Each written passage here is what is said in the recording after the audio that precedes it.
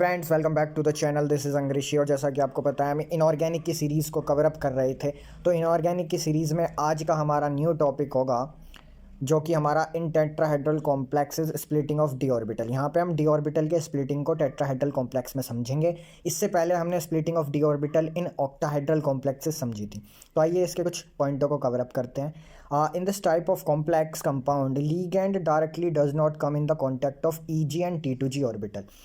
जो D orbital को split करने के बाद टी टू जी और ई जी ऑर्बिटल हमको ऑब्टेन होते हैं, उसमें लीगैंड डायरेक्टली कॉन्टैक्ट में नहीं आता है but near to the t two ji orbital, t two ji orbital के नियर में रहता है। Energy of t two ji orbital increases, इसमें टी टू जी की एनर्जी इंक्रीज हो जाती है, while energy of E g orbital decreases. तभी टी टू जी ऊपर होगा इस वाले कॉम्प्लेक्स में एंड ई जी नीचे होगा। So splitting of D orbital take place. तो स्प्लिटिंग जो होती है वो हो जाती है। तो आइए इसकी स्प्लिटिंग के ज़रिए से समझते हैं कैसे होती है।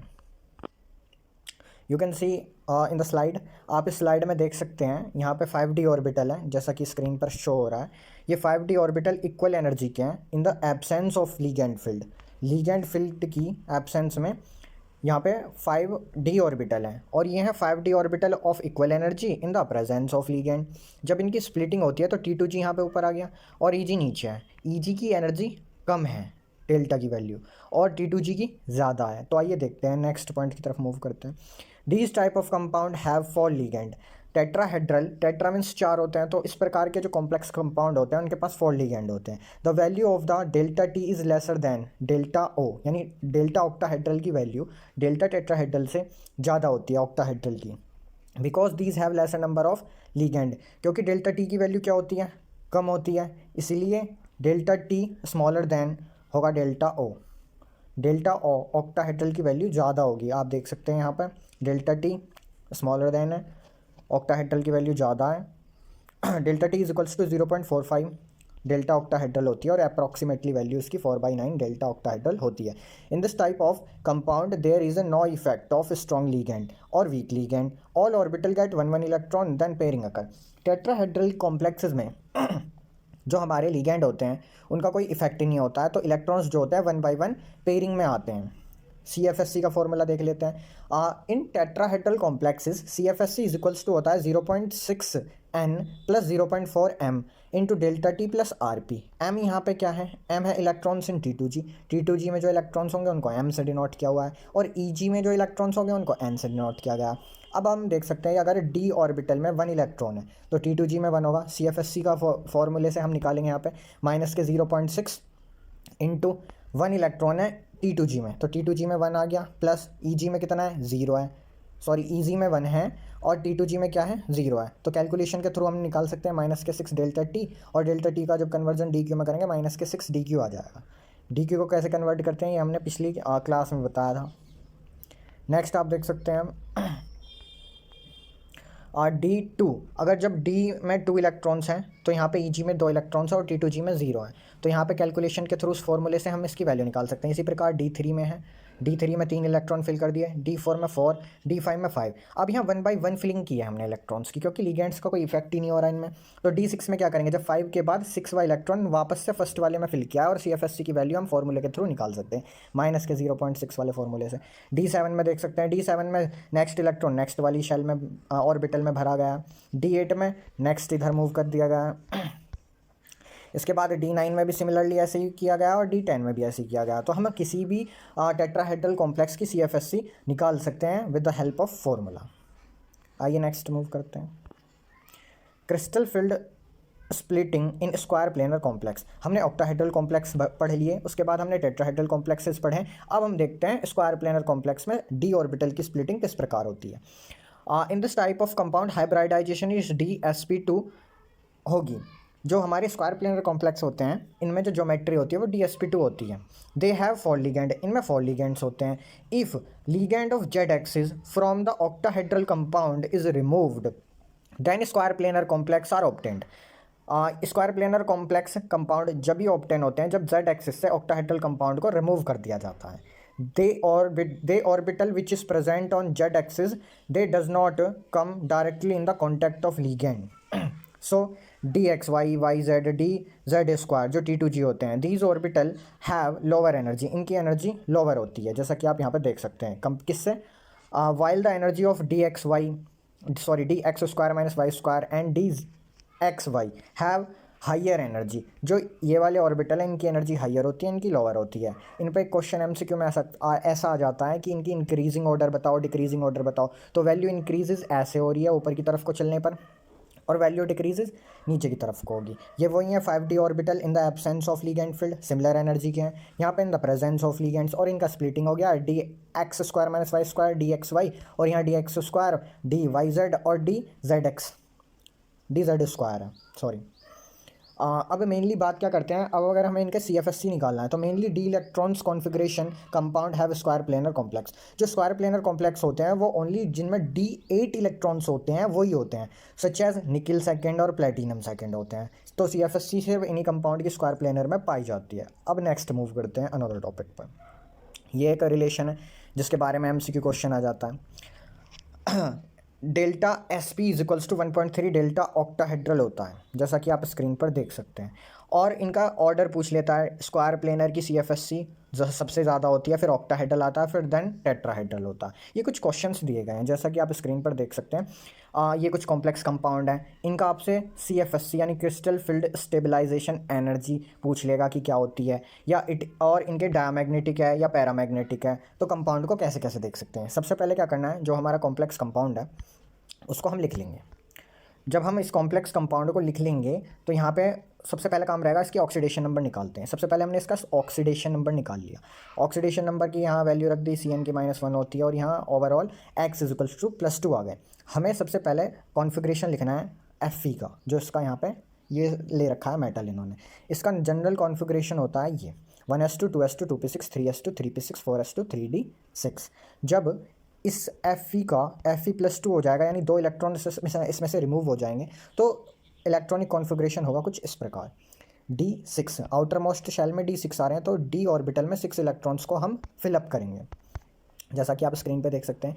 यहाँ पे हमने ये हैं 5D ऑर्बिटल इक्वल एनर्जी के इन the absence of ligand. Ligand की एब्सेंस में 6 ऑर्बिटल को हमने यहाँ पे फिल किया है।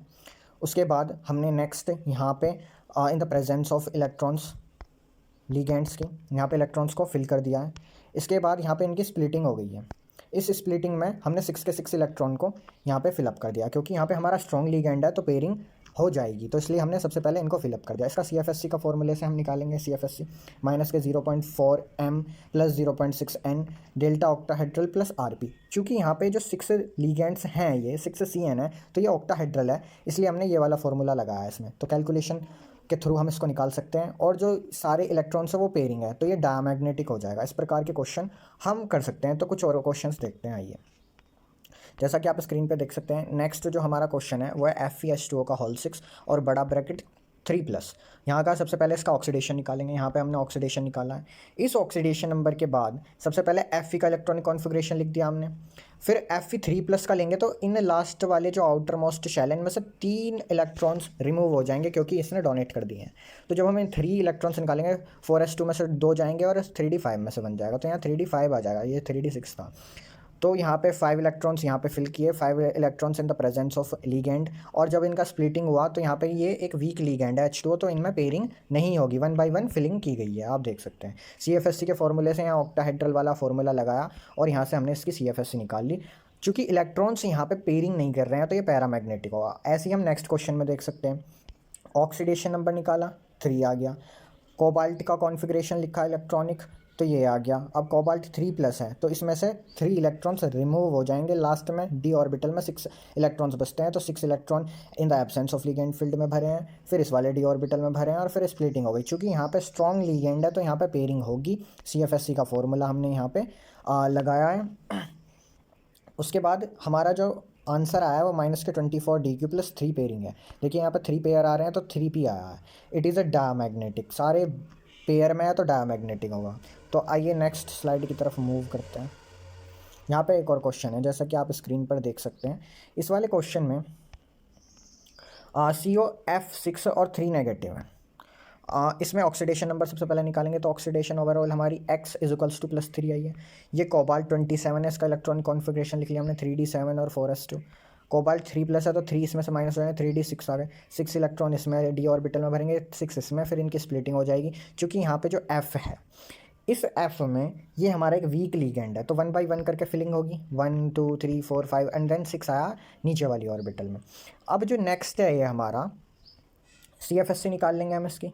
जब हम इसकी CFSC फॉर्मूले में पुट करेंगे -0.4 m और ये वो फॉर्मूला लगाएंगे ऑक्टाहेड्रल वाला, तो ये हमारी CFSC आ जाएगी -4d³ प्लस पेयरिंग है 1, देख लीजिए यहाँ पे एक पेयर है तो एक पेयरिंग आ जाएगी। इट इज़ अ पैरामैग्नेटिक, क्योंकि सारे पेयर में नहीं है तो ये पैरामैग्नेटिक हो जाएगा। इसके बाद हम नेक्स्ट क्लास में हम इसकी फैक्टर अफेक्टिंग करेंगे। चलो इसी क्लास में कर लेते हैं। Factor affecting crystal field stabilizing energy क्या है, क्रिस्टल फील्ड स्टेबलाइजेशन के यूज़ क्या क्या है।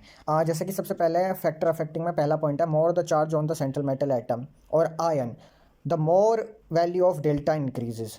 जैसे ही सेंट्रल मेटल एटम पर चार्ज ज़्यादा होगा, डेल्टा की वैल्यू ज़्यादा होगी। It will be more polarize the ligand, due to this ligand come closer to the central metal atom और ion, so more will be the crystal field stabilizing energy हो जाएगी, splitting भी जल्दी होगी। तो जैसा कि आप एग्जांपल के तौर पर देख सकते हैं, FeS2 का होल 6 यहाँ पे ले रखा है। इसमें इसकी हमने ऑक्सीडेशन नंबर निकाली और ये इसकी कुछ वैल्यू है, फिक्स वैल्यू है डेल्टा की, 10,400 centimetre square, sorry centimetre inverse है। FeS2 का होल 6 और 3 पॉजिटिव है।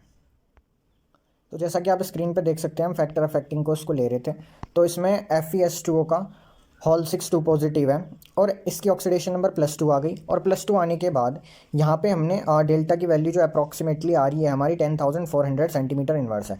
FeS2 का होल 6 3 पॉजिटिव की जब लेंगे तो ऑक्सीडेशन नंबर आ गई +3 और डेल्टा की वैल्यू हो जाएगी 13,700 सेंटीमीटर इनवर्स। अब यहाँ पे देखने वाली बात यह है कि सेंट्रल मेटल एटम पर चार्ज जिसका ज़्यादा होगा, डेल्टा की वैल्यू उसकी ही ज़्यादा है। आइए नेक्स्ट स्लाइड की तरफ मूव करते हैं।